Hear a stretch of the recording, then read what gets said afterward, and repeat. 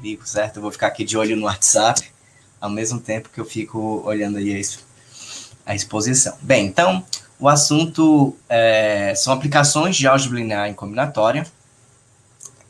Para quem quiser saber um pouco mais das minhas redes, tem um canal no YouTube que está em construção, né? Um Instagram que está abandonado, mas de vez em quando eu coloco umas coisas lá, sobre matemática. E vamos voltar aqui para o assunto principal, né? Então, quando os alunos de graduação aprendem álgebra linear na graduação, é uma coisa que, em geral, é feita...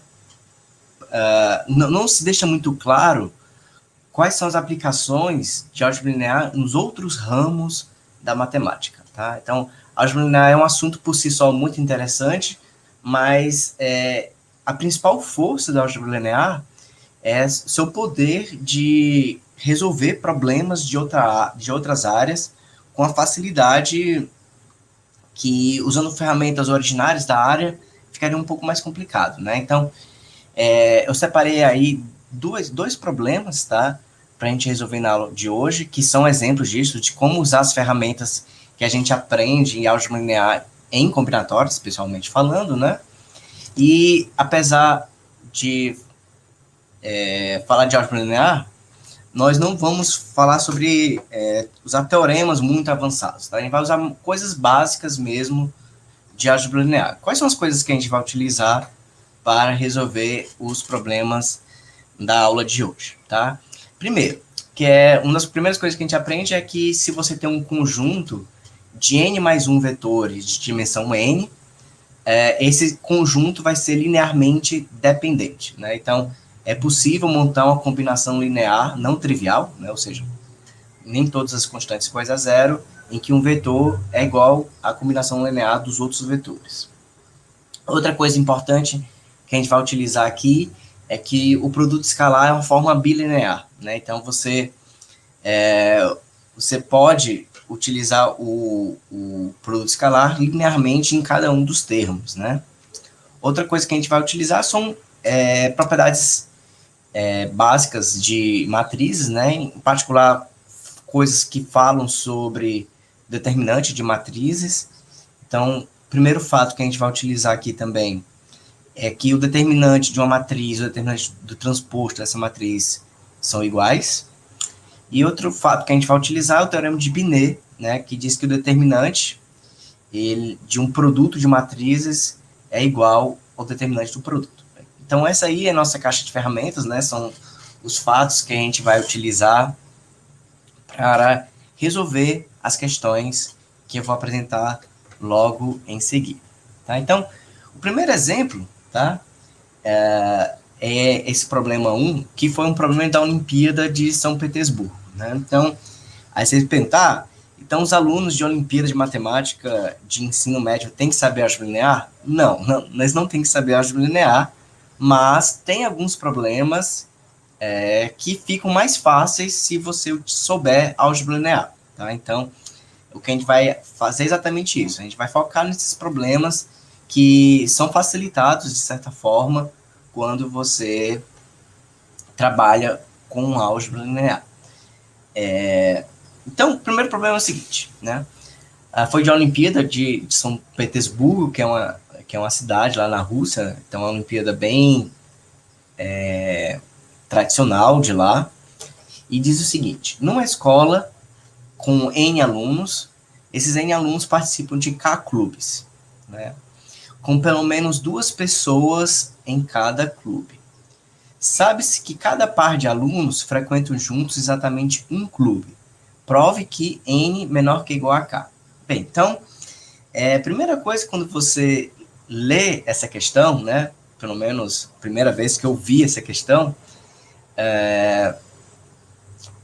você não passa pela sua cabeça utilizar a álgebra linear, né? Que a álgebra linear você vai falar de vetores, produto escalar, soma de vetores, o que isso tem a ver com esse tipo de questão, né? Então, essa é a beleza da matemática, né? Você utilizar ferramentas sofisticadas, né, em problemas, em situações que, aparentemente, no primeiro momento, não não teria o porquê você utilizar aquelas ferramentas, né? Então, o que a gente vai fazer aqui é construir vetores, tá?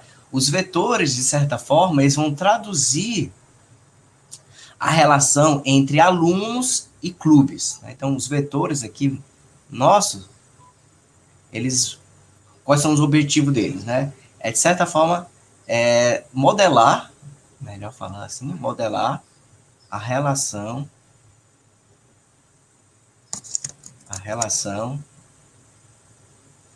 entre alunos e clubes. O que a gente vai fazer é o seguinte, vamos fazer uma matriz, tá?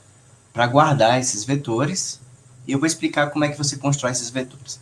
Você coloca aqui, ó, C1, C2, C3, até CK, K colunas, cada uma relativa aos K clubes. E você coloca aqui V1, V2, até Vn, os vetores, certo? São vetores linhas que vão estar associados às pessoas.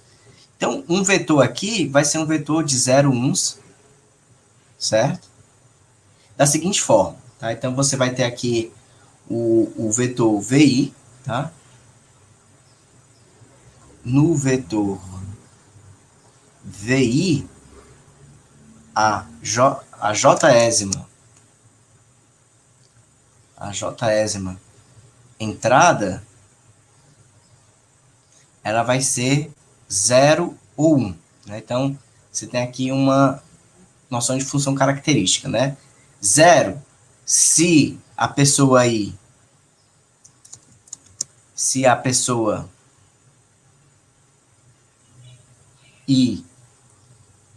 não está no clube J,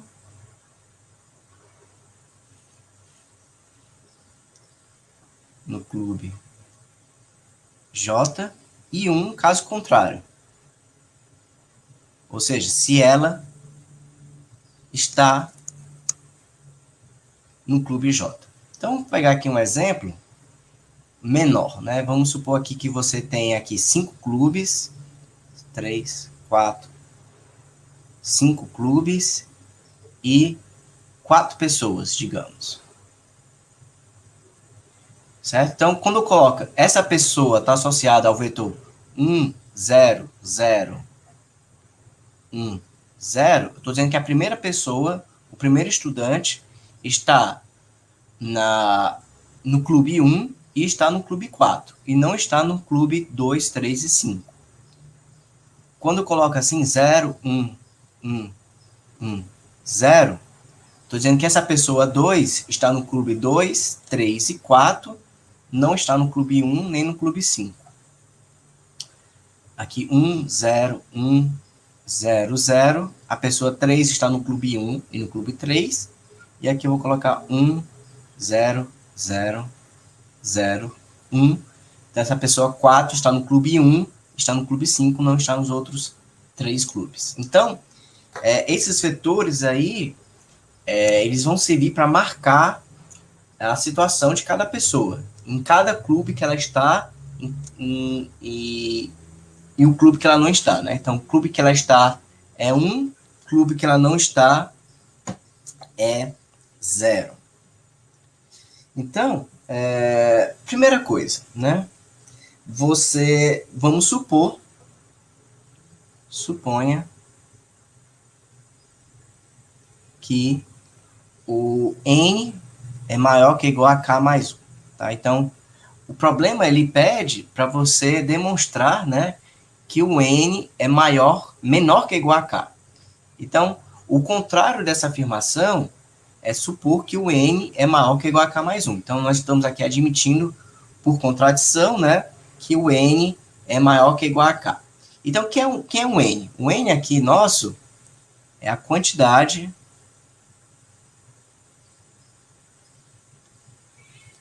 de vetores, né? Porque cada pessoa vai estar associada a um vetor.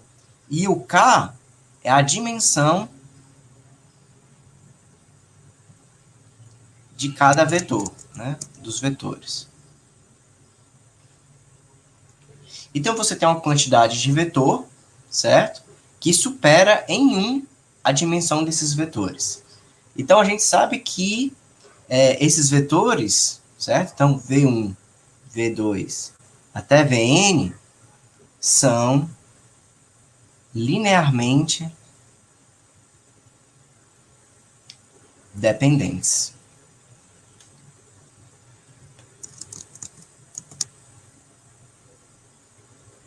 Certo? E o que significa dizer que eles são linearmente dependentes?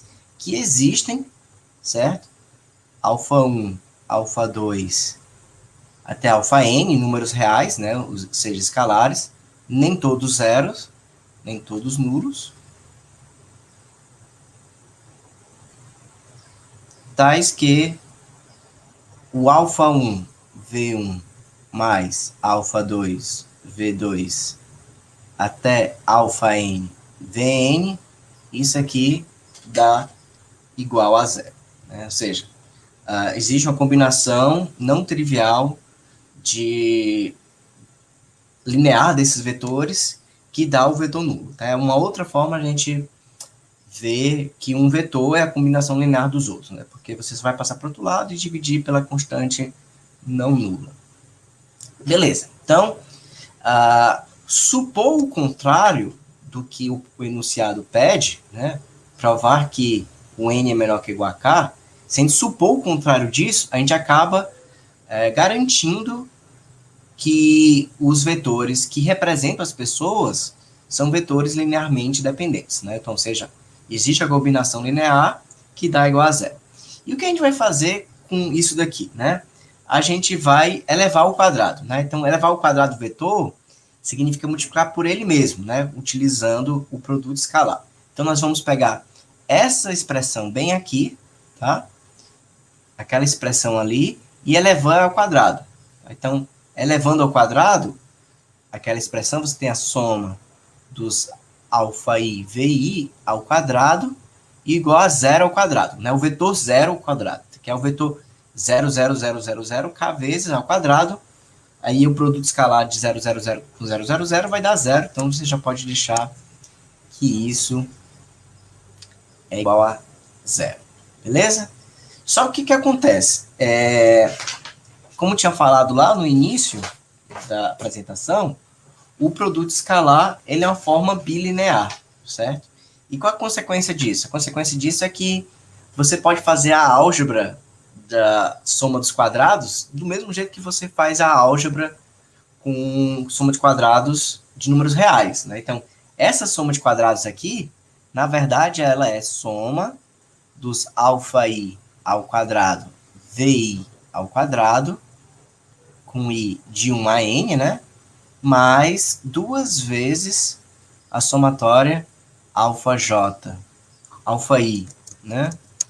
Alfa i, alfa j, vi, vj, né? Aqui você tem um produto de vetores com o i menor do que j. Isso aqui tem que ser igual a zero, que é o que estava lá do lado direito, beleza? Aí é aqui que a mágica acontece, né? Você consegue traduzir algumas propriedades do que estavam lá no enunciado ou agora, tá? Como assim, ó? Vamos pegar aqui, ó, por exemplo, a multiplicação dos vetores V1 e V1 e V2, né? Quando você pega aqui, ó, V1 vezes V2, você vai ter, ó, 1 vezes 0, mais 0 vezes 1, mais 0 vezes 1, mais 1 vezes 1, mais 0 vezes 0. Isso aqui vai dar 1. Né? Por quê? Porque só vai dar 1, né? Você vai ter produtos de 2 elementos aqui, sempre assim, né? Esses elementos podem ser 0 ou 1. Se um deles for 0, então esse produto, que faz parte do resultado do produto escalar, vai dar 0. Ele só vai dar 1 quando os dois forem 1. E o que isso significa do ponto de vista combinatorial, né? Significa dizer que o V1 e o V2, eles estão no mesmo clube, tá? Então, VI vezes VJ, do ponto de vista de combinatória, isso daqui é igual ao número de clubes nos quais o I e o J participam juntos. Estão juntos. Então, olha só que legal. O produto escalar dessa modelagem, ele vai te contar quantos clubes um par de pessoas participam juntos, né? E o que é que diz no enunciado? Né? O enunciado diz o seguinte, ó, com pelo menos 2 pessoas em cada clube, né? E sabe-se que cada par de alunos frequentam juntos exatamente um clube, né? Isso significa dizer que o VI VJ é igual a 1 para todo o I e J, certo?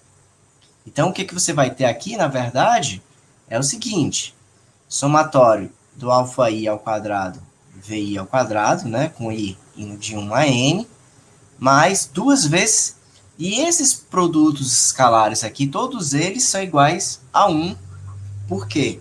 Porque é isso que, como você traduz a condição do enunciado. Então, esse aqui é o somatório alfa I alfa J, né, o I menor do que J, igual a 0. Beleza? Bem, então, nós conseguimos dar uma interpretação para o produto de vetores, né? Produtos diferentes de vetores. E o que seria a interpretação do quadrado de um vetor, né? Então, vamos voltar para aqui um exemplo, né? Então, se você pegar aqui V1 ao quadrado, vai ser 1 vezes 1, mais 0 vezes 0, mais 0 vezes 0, mais 1 vezes 1, mais 0 vezes 0. Então, aqui vai dar 2. Se você pegar o V2 ao quadrado, vai dar 0 vezes 0, mais 1 vezes 1, mais 1 vezes 1, mais 1 vezes 1, mais 0 vezes 0, que dá 3. Ou seja, o V1 ao quadrado, VI ao quadrado, ele conta quantos clubes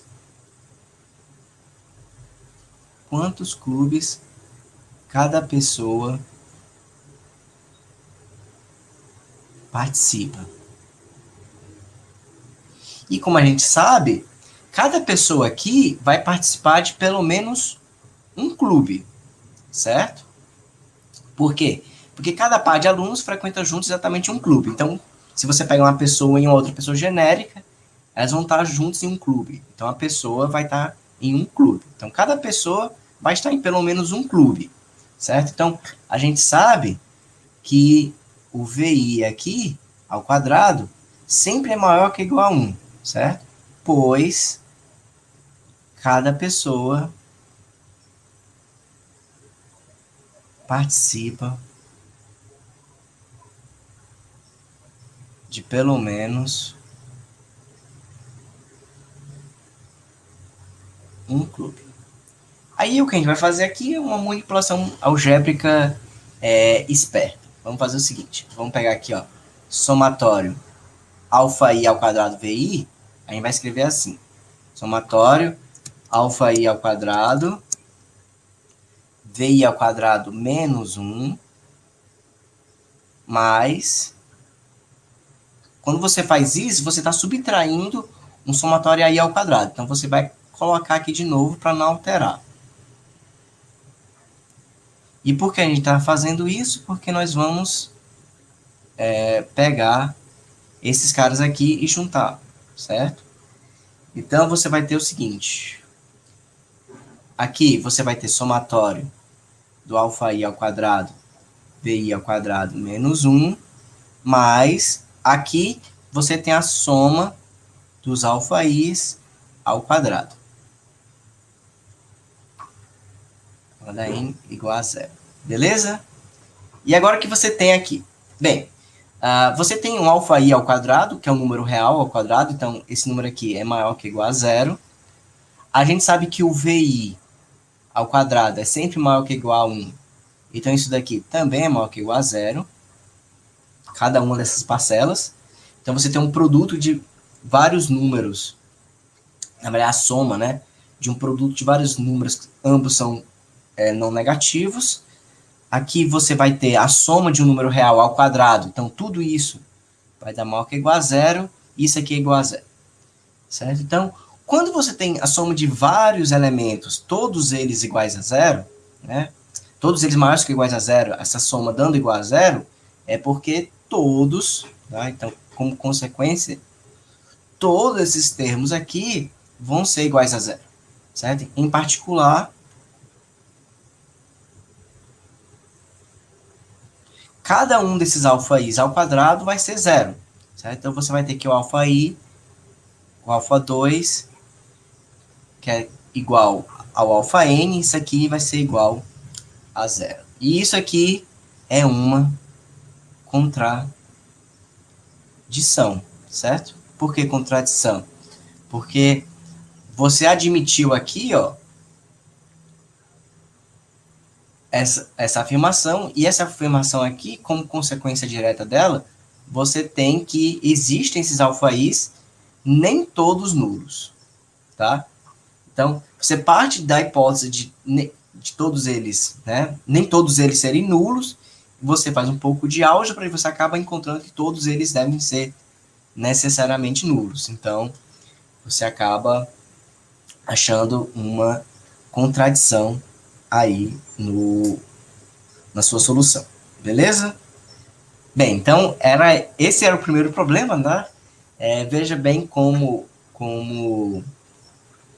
a questão, certo, da álgebra linear facilitou a interpretação combinatorial dessa coisa dos elementos participarem ou não de um determinado clube, né? Então, você colocar o vetor de 0 e 1 com essa ideia, né, de função característica, quando você pega o produto de vetores, ele conta exatamente quantos elementos tem na interseção, tá?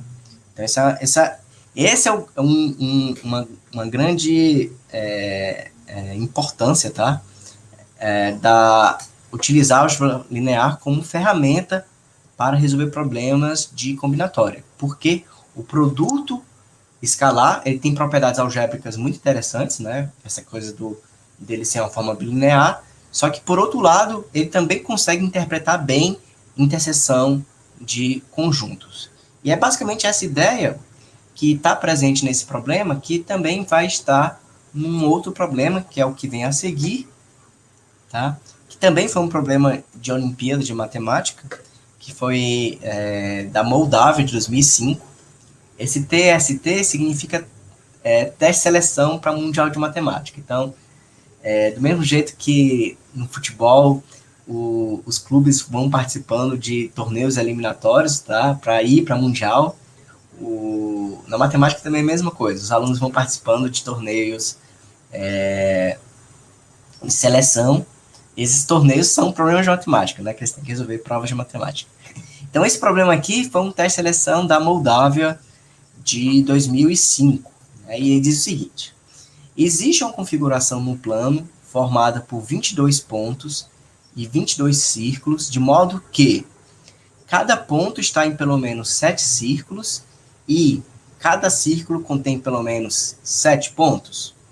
Então, veja só que essa situação, de certa forma, ela pode ser associada àquela situação anterior, né? Você tem elementos que estão em um conjunto, certo? Sim ou não.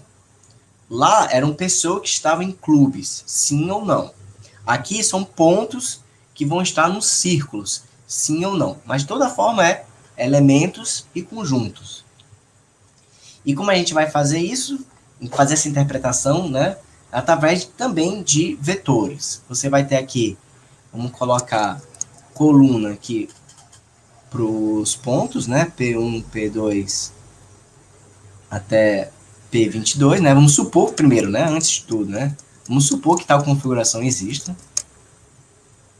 Suponha que tal configuração exista.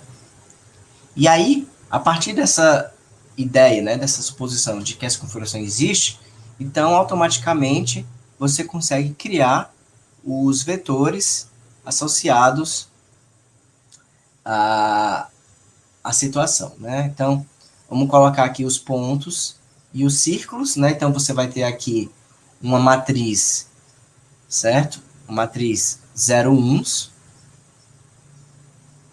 matriz 0, 1, certo? E vai ser 1 se o ponto em questão, né? Então, isso aqui é uma matriz A, digamos, né? Matriz A formado pelos AI, AJ, né? Então, o AIJ, ou ele vai ser 1, ou ele vai ser 0. Ele vai ser 1 se o ponto PJ pertence ao círculo CI. E vai ser 0 se o ponto PJ não pertence ao círculo CI. Então, aqui é uma matriz de 0 e 1, tal como foi aquela matriz que a gente construiu no problema anterior. E cada linha dessa aqui vai ser um vetor. Então, cada C1, C2, até o C22, são vetores aqui que compõem essa matriz, vetores de 0 e 1. E o que a gente vai fazer, né? Então, você vai ter esses vetores aqui, linhas. Vamos somar esses vetores. C1, C2, até C22, certo? Então, isso aqui vai ser um vetor. Você vai somar a quantidade de 1s que tem em cada coluna. Tá? Então, vai ser um T1, T2, até um certo T22, certo? Ou seja, esse TJ é a quantidade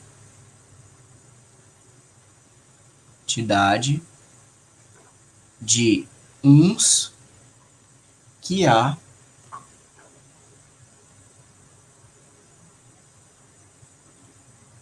em cada coluna, beleza? E aí vamos começar a traduzir as informações que estão no enunciado, né? Ele disse que cada ponto está em pelo menos 7 círculos. Então, se você pegar essa coluna aqui, como é que você traduz cada ponto está em pelo menos 7 círculos? Você traduz da seguinte forma: tem pelo menos 7 1s aqui, certo? Ou seja, esse TJ aqui, cada um deles, tá?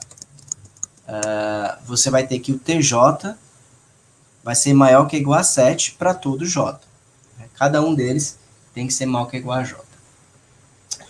Aí diz o seguinte: cada círculo contém pelo menos 7 pontos.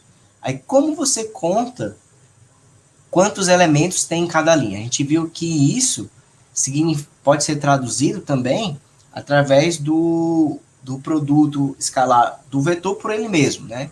Que ele é o quadrado. Então, CI ao quadrado, ele conta quantos 1s tem na linha I. Tá? Isso aqui também tem que ser maior que ou igual a 7. Então, o que está de vermelho aqui, por enquanto, isso daqui e isso daqui, né? Nada mais é do que a tradução dessas duas hipóteses através dessa álgebra que a gente fez até agora. Tá bom? Então, você tem aqui cada CI ao quadrado maior que ou igual a 7, cada TJ maior que ou igual a 7. E o que a gente vai fazer aqui agora é pegar esse vetor aqui, a soma de C1, C2 até C22, e elevar ao quadrado. Tá? Então, se você pegar essa soma CI ao quadrado, por um lado, você tem que essa soma aqui é esse vetor. E o produto escalar desse vetor por ele mesmo é T1 ao quadrado mais T2 ao quadrado até T22 ao quadrado. Esses aqui são números reais, tá? Cada TI desse aqui é um número real. Só que, por outro lado, você também pode pegar essa soma aqui de vetores ao quadrado e utilizar o fato de que o produto escalar é uma forma bilinear. Então, a soma desses quadrados aqui é exatamente como você faz o quadrado da soma de números reais. Então, isso aqui vai ser soma dos CIs ao quadrado, né, com I variando de 1 a 22, mais 2 vezes somatório do CI, CJ, né, com I menor do que J. Beleza? Então, o que a gente tem aqui é que essa parte aqui, né, esse carinha aqui, na verdade, é igual a soma dos TIs ao quadrado. Beleza? Bem, agora a gente vai fazer duas análises. Primeira análise, certo? É que essa soma aqui, desses CIs, tá? A soma dos CIs ao quadrado, cada CI ao quadrado, ele conta quantos elementos tem nessa linha. Os TIs conta quantos elementos tem em cada coluna. Então, usando contagem dupla, que é uma coisa que eu vi que o Cícero falou para vocês ontem, contagem dupla, você vai ter que a soma dos CIs ao quadrado, aqui vetores, né, é igual à soma dos TJs. Então, a primeira coisa que eu vou fazer é trocar a soma dos CIs ao quadrado pela soma dos TJs bem aqui. Então, isso daqui vai ser soma dos TJs, né, um J de 1 até 22, mais, aí eu vou passar esse cara para o outro lado, né, então eu já vou fazer essa mudança aqui, não vou fazer duas equações ao mesmo tempo, tá? Mas já vou colocar aqui as duas vezes somatório do CI CJ é igual a somatório do TIs J ao quadrado menos, né, somatória dos T's sem ser ao quadrado, beleza? Então você tem essa relação bem aí. Aí o que, que você faz com isso, tá? Lembra que o CI e o CJ são vetores que representam os círculos, né? CI e CJ. Só que o que acontece? O CI e CJ, o produto escalar CI e CJ, do mesmo jeito que a gente viu no problema anterior, isso aqui conta, certo? O número de interseções entre os círculos CI e CJ, tá? Só que quando você tem dois círculos, a gente sabe isso intuitivamente em geometria plana, o número máximo de interseções entre dois círculos é 2. Então você sabe que o produto escalar entre os vetores CI e CJ vai ser no máximo 2. Então, ó, se você pegar essa somatória aqui, né, que vai do I menor do que J, cada um desses produtos escalares é no máximo 2, certo? Ou seja, você consegue cotar por cima esse valor bem aqui, que é T1 ao quadrado até T22 ao quadrado, menos soma do TI até T22, certo? Isso aqui vai ser no máximo 2 vezes 2, né, que cada um desses caras aqui é no máximo 2, vezes 22 escolhe 2, certo?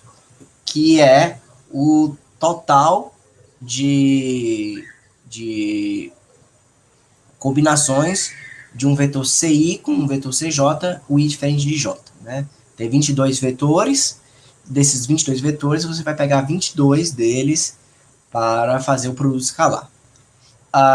Aqui você pode fazer a conta, mas eu já vou fazer mais rápido. Isso daqui dá 924. Tá? Então, eu sei que essa expressão aqui, ela é no máximo 924, dadas as condições do enunciado. Beleza? Agora vamos ver o seguinte. Tá? A gente já tem isso daqui. Agora a gente vai supor o seguinte. Suponha que cada TIJ desse aqui é 7. Essa expressão aqui, vamos dar um nome para ela. Né?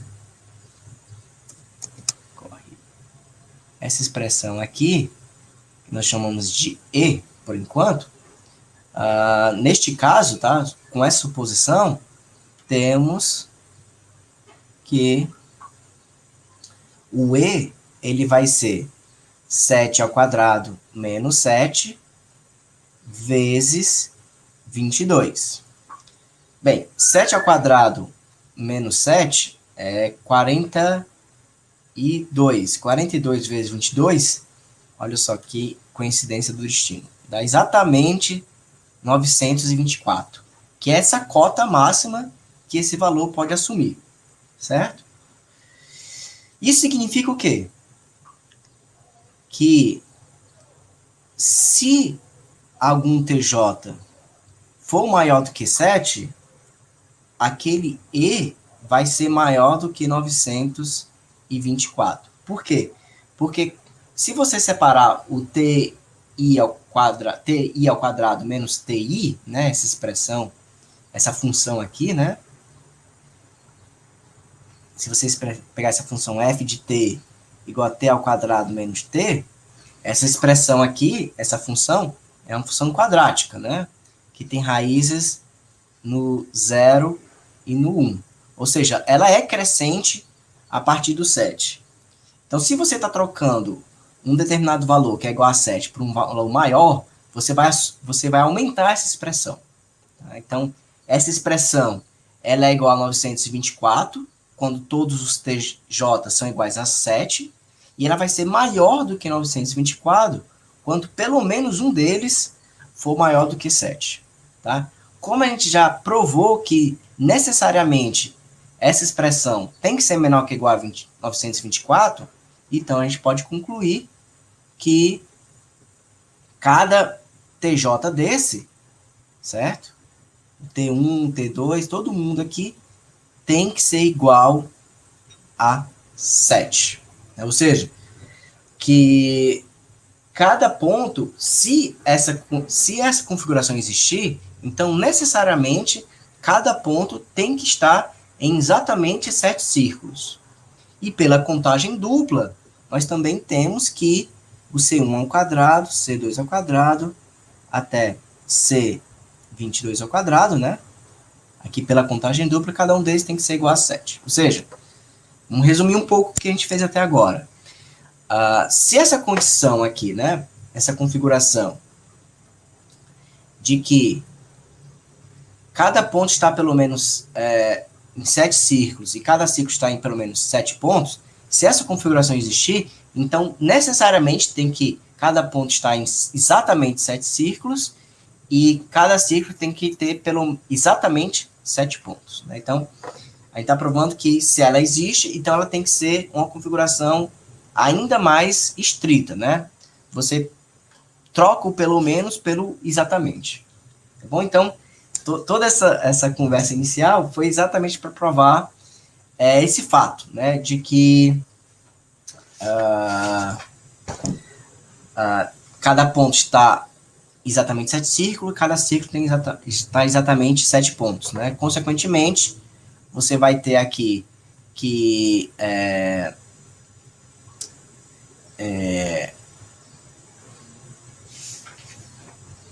você vai ter todos esses caras aqui iguais a 7, beleza?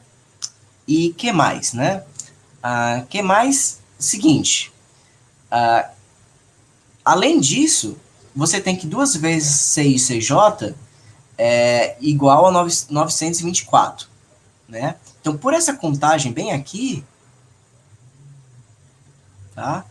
Também é possível concluir que cada CI e CJ desse tem que ser exatamente 2. Porque se não fosse exatamente 2, seria menor estrito que 924, tá?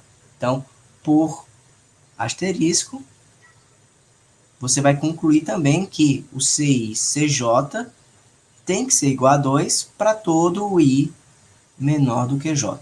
Tá? Então, além de cada ponto estar em 7 círculos, cada círculo ter exatamente 7 pontos, cada interseção de 2 círculos tem que ter exatamente 2 pontos. Tá? Então, com isso, a gente já tem as ferramentas básicas, tá, para concluir o problema. O que a gente vai fazer é o seguinte. Nós vamos pegar essa matriz A aqui, certo? E multiplicar pelo transposto dela. Tá? Então, vamos pegar A transposto A. A transposto A vai ser igual a ser uma matriz em que cada entrada é um produto escalar, certo? De 2 vetores CIs, né? Na diagonal principal vai estar o produto do CI por ele próprio, né? Que a gente viu que dá 7. Então, aqui, essa matriz é uma matriz em que toda diagonal é 7. Tá? Então, cada um desses elementos aqui da diagonal principal é um produto escalar, né, de um vetor por ele próprio. E nessas outras aqui é o C e J. Né? Então, como a gente viu, cada um deles é 2, 2, 2, 2. Certo? Então aqui, vou nem fazer assim porque fica bagunçado. Mas as outras entradas da matriz são 2. Beleza? Então essa é uma matriz simétrica, né? Que só tem 2 valores, né? Um valor na diagonal principal, o outro valor fora da diagonal principal. Então, a princípio, deve ser fácil calcular o determinante dessa matriz. Tá? O que a gente pode fazer aqui? Né? Você pode aplicar aquelas regras de determinante que a gente aprende, né? Tipo, se você pega uma linha ou então uma coluna e subtrai da outra, não muda o determinante. Certo? Então, a primeira coisa que a gente vai fazer é pegar essa linha, subtrair dessa, essa da próxima, e assim sucessivamente. Quando você faz isso, né, esse determinante aqui vai ser igual a quanto? Né? Vai ser igual ao determinante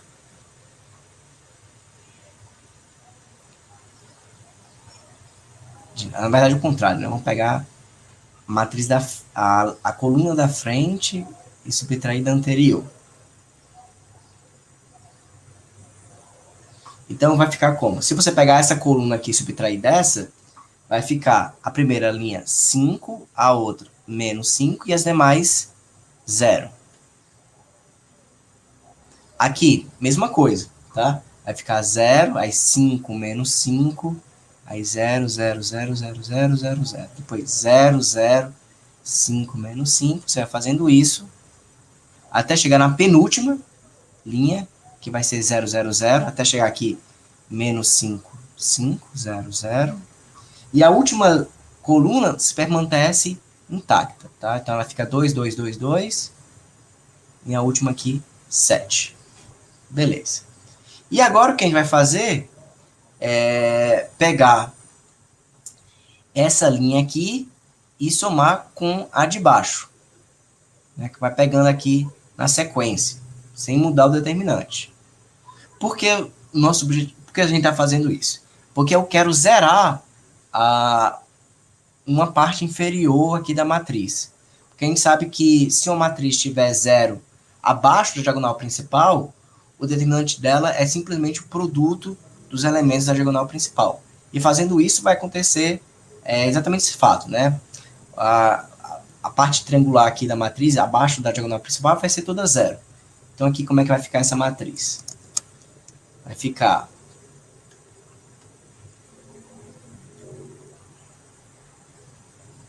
matriz aqui, né? Vai ficar 5, aí 0, 0, 0, 0, 0, não vai...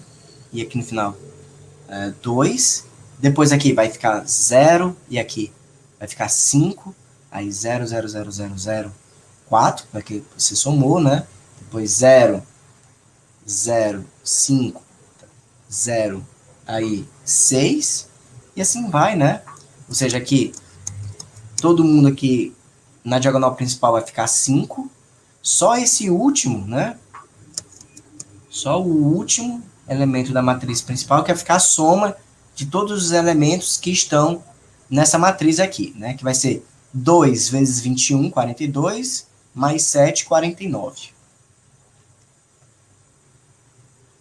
Certo? Aqui vai ficar os pares, né? Então aqui o penúltimo vai ser o 42, né? Que é a soma de todos esses pares aqui. E aqui abaixo da matriz da diagonal principal fica todo mundo igual a 0. Então esse determinante aqui, ele é um determinante que é fácil calcular. É só pegar o produto dos elementos da diagonal principal, certo? Que vai dar 5, né? Elevado a 21, né? Você tem 22 linhas, 22 colunas, mas só 21 elementos iguais a 5, vezes 49. E daí, né? Então, por um lado, a gente consegue calcular o determinante dessa matriz, né? A vezes transpostas de A. e conseguem calcular que esse cara é igual a 5 elevado a 21 vezes 49. Só que, por outro lado, usando o teorema de Binet, determinante de A vezes determinante transposto de A é igual a determinante de A vezes determinante de A transposto. Só que o determinante de A transposto é igual ao determinante de A. Então, isso aqui é determinante de A ao quadrado. Então, quando você olha por um lado e por um outro, você consegue concluir que o determinante de A ao quadrado é igual a 5 elevado a 21 vezes 49. Ou seja, o determinante de A não pertence aos inteiros, certo? Por quê? Porque aqui você tem que 49 é um quadrado perfeito, mais 5 elevado a 21 não é um quadrado perfeito. Tá, e daí que o determinante de A não é um quadrado, não é um número inteiro. Isso aqui é um absurdo, pois o A é uma matriz inteira, né? É uma matriz inteira. E o determinante de uma matriz é uma combinação linear dos seus elementos. Então, se você tem uma matriz formada apenas por elementos inteiros, o determinante dela necessariamente vai ter que ser inteiro. E aqui a gente está provando que o determinante de uma matriz cujas entradas são 0 e 1, né, é tudo inteiro, não vai ser inteiro. Então, você tem um absurdo, tá certo? Então, esse problema, eu acho ele muito legal, porque ele mexe com praticamente todas as áreas da matemática, tá? Usa álgebra linear, obviamente, né? Então, a gente usou forma de Binet, um monte de coisa. Fala um pouco aqui de teoria dos números, de divisibilidade, quadrados perfeitos. Fala de geometria, né? Você sabe, tem que saber que a interseção de dois círculos é no máximo 2 pontos, certo? Então, passa por todos. E combinatória, obviamente, né? Porque é um problema de combinatória e você usa contagem dupla aqui. Então, é um problema bem completo e também muito difícil, né? Mas que a solução serve para ilustrar essa ideia de como você pode utilizar a álgebra linear para resolver problemas de combinatória. Né? Esse problema é um problema de combinatória geométrica, mas que ele fica essencialmente algébrico depois que você modela utilizando a linguagem dos vetores.